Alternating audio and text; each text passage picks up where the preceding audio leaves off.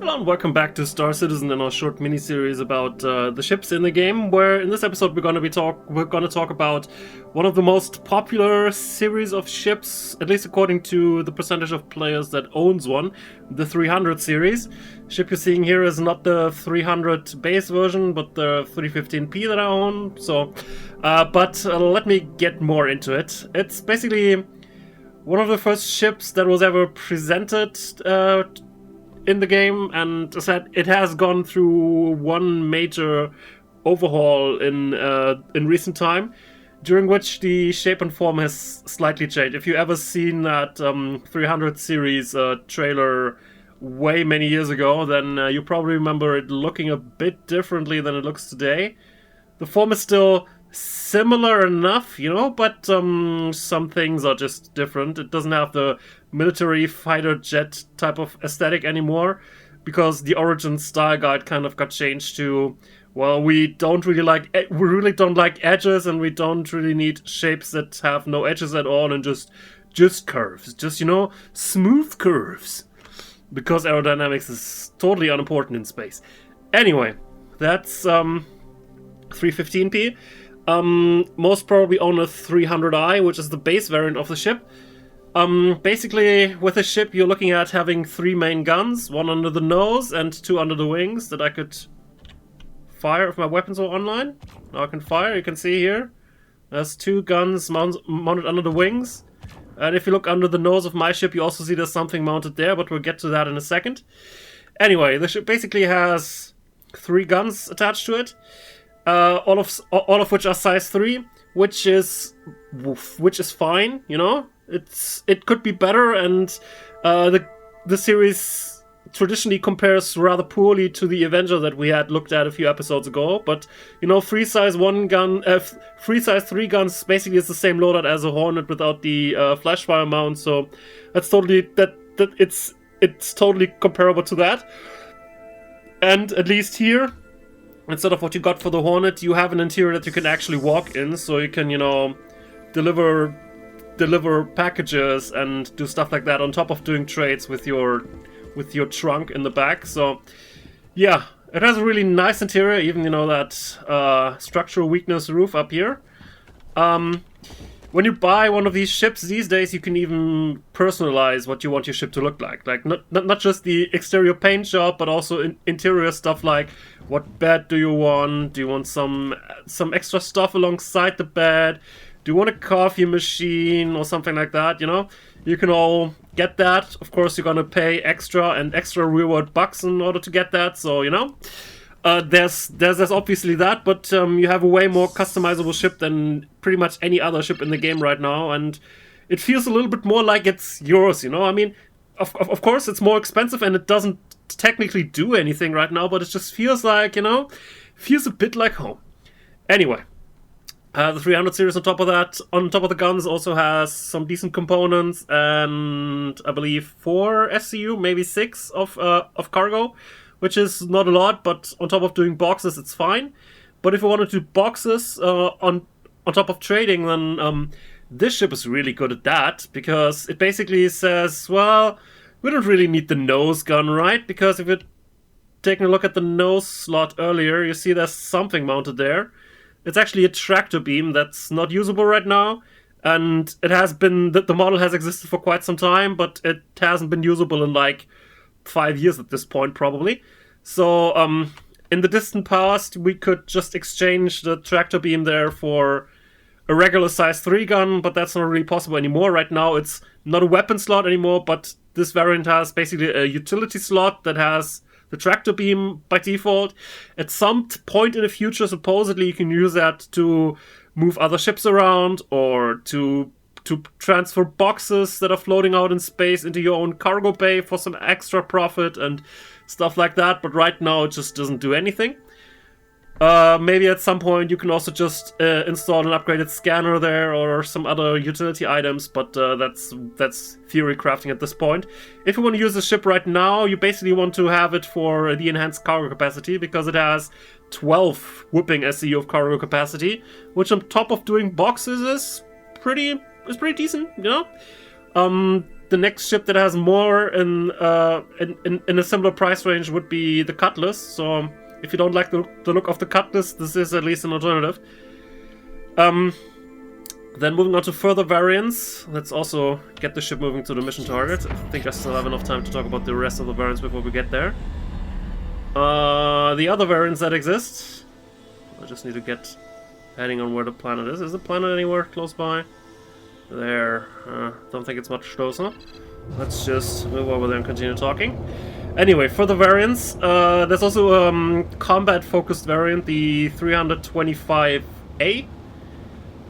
What's special about that is basically it has a smaller cargo bay, but it gains a bigger central weapon mount by an increase of size 3 to 4, at which point you basically have the exact same weapon mounts as the Avenger does, on top of having about the same amount of cargo capacity and also an interior and stuff like that. So it basically is the Avenger in a different look, if you want to call it that.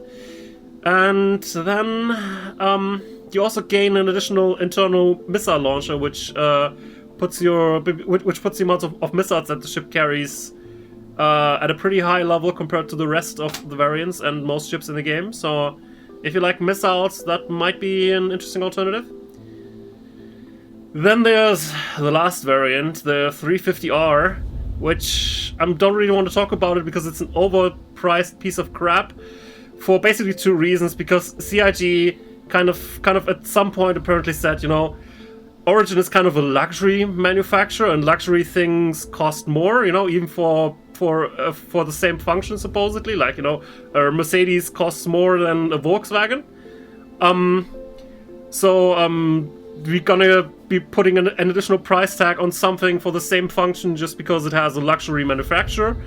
And then on top of that, they also decided when they added races to the game that, you know, racing is also probably really expensive. You know, you need sports cars in real life or Formula 1 cars or whatnot. And so we're also going to put an extra price tag on that. And you can probably guess that if you have a ship that's both that both has the luxury and the racer tag, the result is pretty pricey for what it really does. Stat-wise, it has the same amount of weapons as the base 300 does. I don't think it has any cargo capacity anymore, but it basically uses the space in the trunk in order to have a second but smaller engine installed instead of the one big engine that the rest of the variants have. Is it worth it for the additional acceleration? You know, you've seen it earlier. This thing can accelerate pretty well already. If you really want to get a racing ship, then maybe, but there's other options and they're cheaper than it too, and they feel more like a racer because the ship still has the same size and it also has an interior. And you know, it's kind of a weird joke, but you know, having a racing ship that has a bed inside it, is that really what you want to see in your racing ship? You know, we're currently racing through the universe right now, but I'm pretty sleepy all of a sudden. Let's lay down in my bed. You know? So the M50 and the Razor variants are probably much better suited for most types of racing. They don't have quite the same top speed as the 350R does, but the 350R is a lot more drifty than both of those. So yeah, let's just ignore that for the time being. Anyway, you may now probably wonder, you know, why you're going to do another combat mission in a ship that only has 2 size 3 guns right now. And my answer is probably, you know, in one of the last episodes we used an Aurora, which basically just had 2 gimbal size 1 guns and an additional 2 size 1 fixed guns that probably didn't hit much. And we still managed to kill things with it. So now we got 2 gimbal size 2 slots. That's enough, right? Just strap some neutron guns on there and everything's fine, right? Well, let's take a look in a moment when we reach our target. But spoiler alert, it's fine enough. I wouldn't have seen that rock, really. It's just totally dark. Damn. But basically, as usual, the answer is if you're willing to invest into neutron guns, then it's doing pretty fine. I also invested some of my money because we're apparently getting a wipe later this day when I record this, into getting some other upgraded components. So it has like a high-grade stealth shield and other fancy things like that.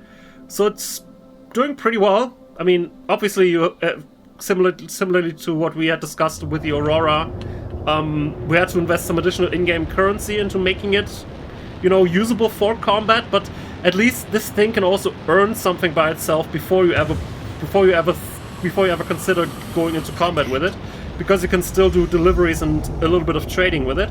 So I think it's in a better position than the Aurora is, to be honest. Contact. Alright, let's go and attack that guy. It's just a Cutlass, it's probably gonna be dead very quickly.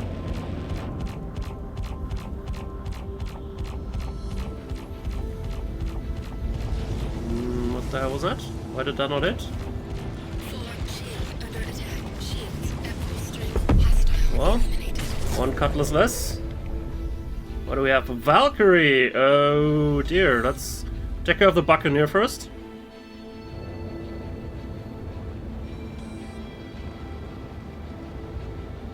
Also, we don't really need to take care of the Valkyrie, but I want to, you know.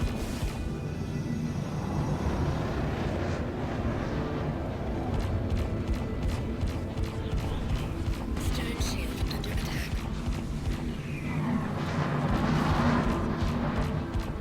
With the shields I got installed here, they're kind of special. I mean, they're also stealthy, I already mentioned that, but they also have a pretty high regeneration rate. However, they have a much longer downtime in case any side ever gets totally decimated. So you need to be careful that if you go below 50%, you probably want to become more evasive and give the shield a few seconds to regenerate, other than trying to push. Because if they're down, they're gonna be down for quite a while. But they regen pretty quickly.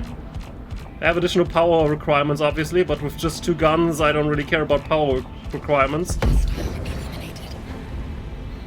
Alright, Valkyrie. How does it feel getting vaporized by an exploration ship with just 2 bad guns?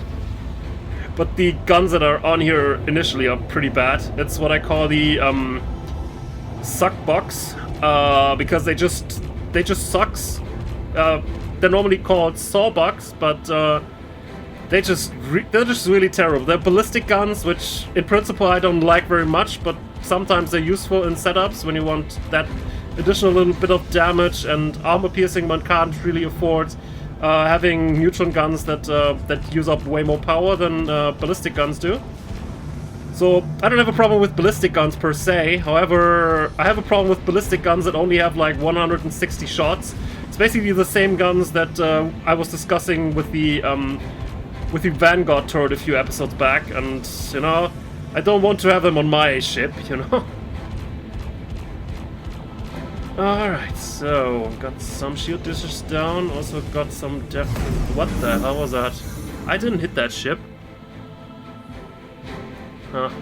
Apparently the server got a bit laggy here. I mean, we didn't need to kill that Valkyrie, but you need to believe me, I killed Valkyries before on this ship and it felt good. But apparently I ran into it. I thought I had enough space there to evade, but the server has been acting up a little bit there.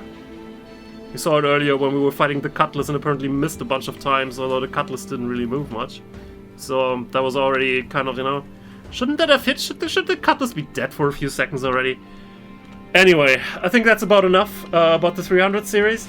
It's a nice little ship if you like the style and if you're willing to pay extra for it. If you don't like the style and if you don't want to pay extra for a customizable ship, then you're probably much better off with an Avenger instead, because it's way more flexible in what you can do with it than this series is. But you know, it has potential and you can get it to work. However, most ships of the series are kind of bad if you already have a different general purpose ship, because they all are kind of like, you know, we're not dedicated military craft, so we don't need to be totally focused on combat because we can do other things, but they're not really great at either. They're not really great at deliveries because, unlike the Vanguard, for instance, they only have size 1 quantum drives and not size 2, and while they can leave planets quickly, if you want to do long distance deliveries, it's gonna take a while with a size 1 drive.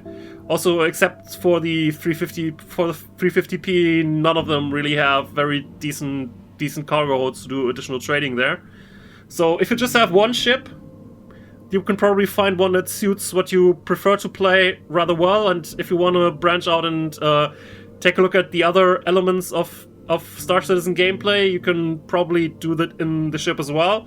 It's not the very best at it, but you can do it. But if you already own a ship like a Cutlass, a Freelancer or something, and there's really no reason to have another 300 series on top of that, because it really can't do anything that the Freelancer can't do better, for instance, or even the Cutlass, which, you know, doesn't bode too well for the ship.